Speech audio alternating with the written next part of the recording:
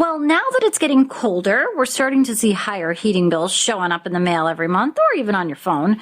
Well, in fact, it turns out that almost a third of energy consumption goes to the heating of your home, but the solutions to reduce those costs are often simple and also the first to be overlooked. Yeah, it's kind of amazing how many homeowners don't even have the basics right. Like, for example, insulation. I'm always surprised by folks that call us and ask about installing, things that are maybe out of the norm, like a wind generator or some other equally complicated system. We get that all the time, yeah. Right, because they want to reduce energy costs. We get it.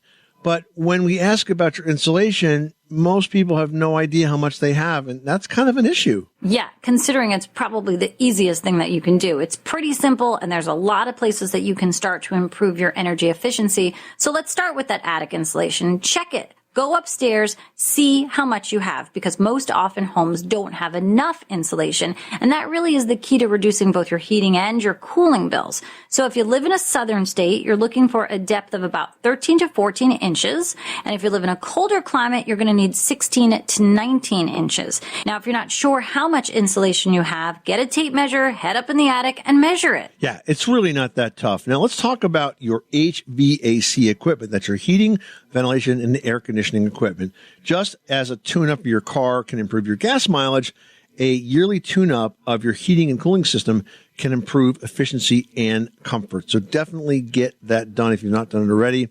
Next, an easy installation. An easy way to be smart with your conservation is to install a smart thermostat. A programmable Wi-Fi enabled thermostat, like a Nest. It's automatically going to raise or lower your heat based on whether someone is home or not. And collectively, this adds up to a lot less heat being used, which saves you a bunch of money. And last, how about sealing your heating and cooling ducts? Ducts that move air to and from your furnace, your air conditioner, or your heat pump are often big energy wasters. Sealing them and insulating those ducts can improve the efficiency of your heating system by as much as 20% and sometimes much more. And by the way, you know what you don't use to seal your ducts?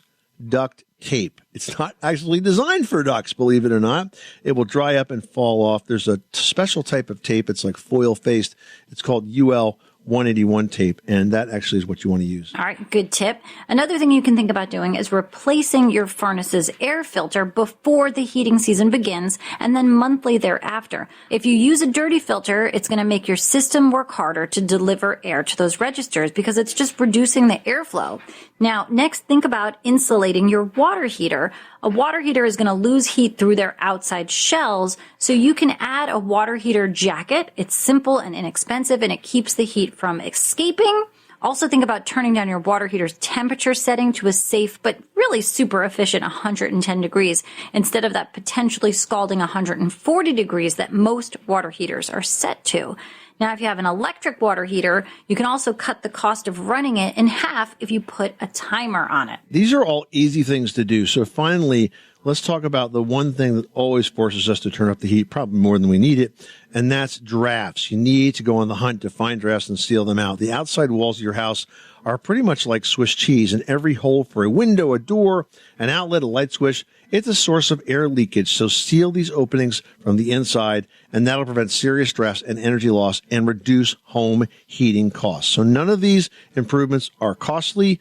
Frankly, none of them take a ton of time. You can tackle one or two in a weekend or one or two a day. I mean, they're really pretty simple, and you're definitely going to save money and feel a lot more comfortable in your home.